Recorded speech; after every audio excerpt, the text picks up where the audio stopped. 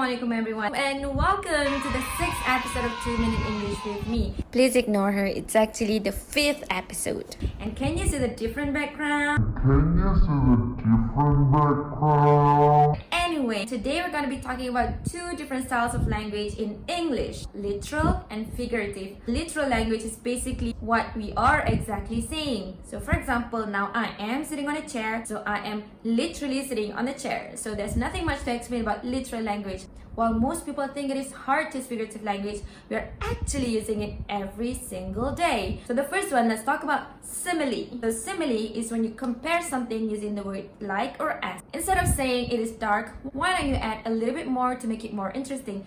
It is as dark as a grave. And the second one is what we call a metaphor. Unlike simile, when you use as or like, metaphor is a direct comparison. Basically, you're saying A equals to B. This is when you say, my mother is an angel. So your mother is not literally an angel, but you are implying that she's kind and gentle, pure, like an angel. So instead of putting the word like, you just say, my mom is an angel. And the next one is what we call personification, and the clue lies in its name, person.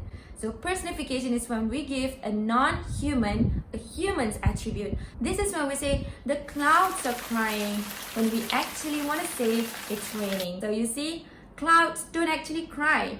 Humans do. And the fourth one is what we call hyperbole. So hyper is something extra. Hyperbole is actually an over-exaggeration of something. This is when you say, I am so hungry, I'm gonna eat thousands pieces of pizza. That is a hyperbole because no way one person can eat thousands pieces of pizza. But we get it, you are extremely hungry. And the fifth one is what we call oxymoron. Oxymoron is when you put two words that contradict each other together. For example, deafening silence. So it's like too silent and you feel like it's hurting your ears. Yes, it doesn't make sense. Why would it be deafening if it's silent? But because we're using figurative language called oxymoron, then it is accepted. There you go, the 5 figurative language, and we will explore each of them in the next episode. So stay tuned for the next videos. I'll see you guys. Bye!